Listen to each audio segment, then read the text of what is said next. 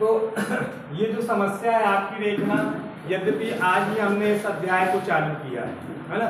और ये क्या है आपका पृष्ठीय क्षेत्रफल और क्या है आयतन का सूत्र है। यहाँ पर मैंने आपको सुबह बताया है कि बेलन क्या होता है, बेलन की परिभाषा बताया है, बेलन के मैंने सूत्र बताया है। खोखला बेलन क्या होता है, खोखला बेलन की परिभाषा बताया है और उनके मैंने सूत्र भी बताया है। फिर इसके बाद मैंने क्या बताया आपको, शंकु की परिभाषा बताया कि शंकु क्या होता है ना, और उसके सूत्र।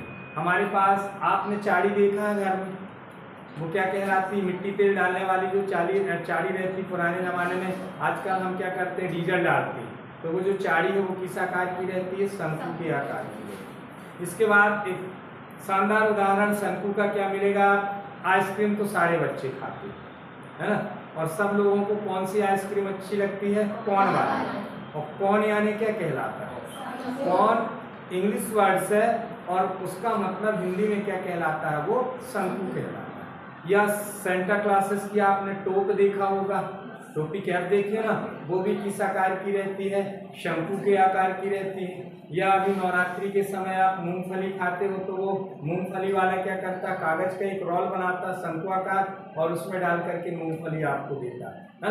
तो शंकु में क्या होता है, यहाँ पर ध्यान दीजिएगा, ये जो आकृति मैं आपको बना रहा हूँ ये क्या कहलाती है, एक शंकु की आकृति। इस आकृति को क्या बोला जाएगा, शंकु कहा जाएगा। जिसमें शंकु का ये जो आधार जो होता है ये कैसा होता है, वृत्त के आकार का होता है। शंकु का आधार क्या होता है, वृत्त के आकार का, वृत्ताकार होता है। तो ये वृत्त का ये क्या कहला जाएगा, व्यास, अर्थात ये शंकु का व्यास होता है। और इसका ये सेंटर पॉइंट यहाँ से यहाँ तक ये आई, ये शंकु की क्या कहलाती है, ऊंचाई कहलाती है। और इसके बाद यहाँ से देखना यहाँ तक ये क्या है, व्यास का आधा, ये शंकु की क्या कहला जाएगी, त्रिज्या कहला जाती है। फिर इसके बाद आप ये देख रहे हो ये जो आएगी ये शंकु की क्या कहला जाती है, तिर्यक ऊंचाई। ये जो तिरछी ऊंचाई, तिर्यक का मतलब क्या होता है, तिरछी। तो इधर हमेशा यहाँ ध्यान दो, ये शंकु की क्या कहला रही है, तिर्यक ऊंचाई कहलाती है, जिसको L से प्रदर्शित करते हैं।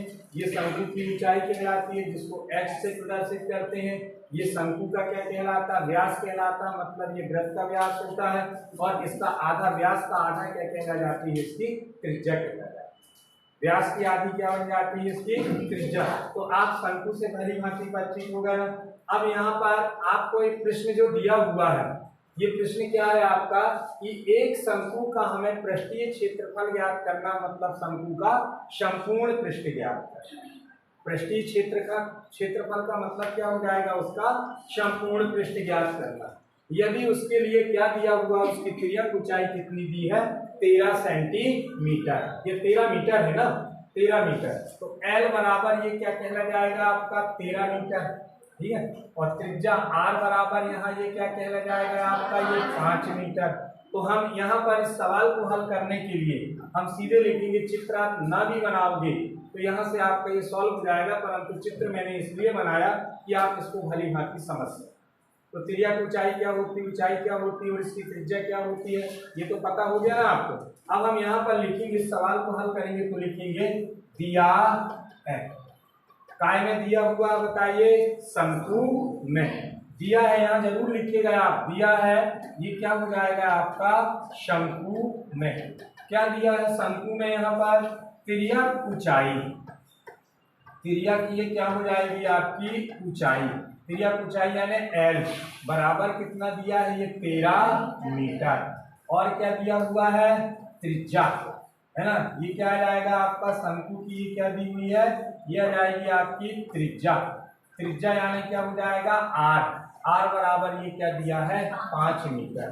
तो हमको क्या ज्ञात करना है, उस शंकु का पृष्ठीय क्षेत्रफल। तब यहाँ से क्या जाएगा, इसलिए शंकु का ये क्या हो जाएगा, शंकु का ये क्या कहला जाएगा आपका पृष्ठीय, ये हो जाएगा क्षेत्रफल। और शंकु का पृष्ठीय क्षेत्रफल देखा जाए या संपूर्ण पृष्ठ कहलाता है ये, तो उसका सूत्र क्या होता है आपका, ये पाई R into R plus L। इस सूत्र पर आप ये मान को क्या कर दीजिए, आप रख दीजिए, है ना। तो ये मान रखेंगे तो यहाँ से ये क्या आ जाएगा आपका, बराबर ये हो गया पाई, R का मान कितना, ये देख लीजिए आप 5, है ना।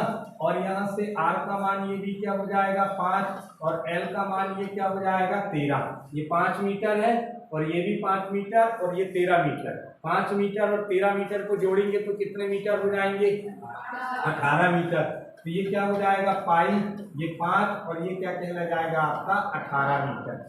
अब 18 मीटर में यदि हम 5 का क्या कर देते हैं गुणा कर देते हैं 5 मीटर का, तो मीटर में मीटर का गुणा होगा तो मीटर का वर्ग हो जाएगा ना।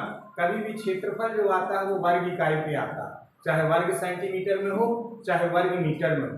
और कभी भी लंबाई आती है वो इकाई में आती है, या तो मीटर में आएगी या सेंटीमीटर में आएगी। आयतन हमेशा काय में होता है घन इकाई में होता है, या तो घन सेंटीमीटर होगा या क्या आ जाएगा आपका घन मीटर होगा।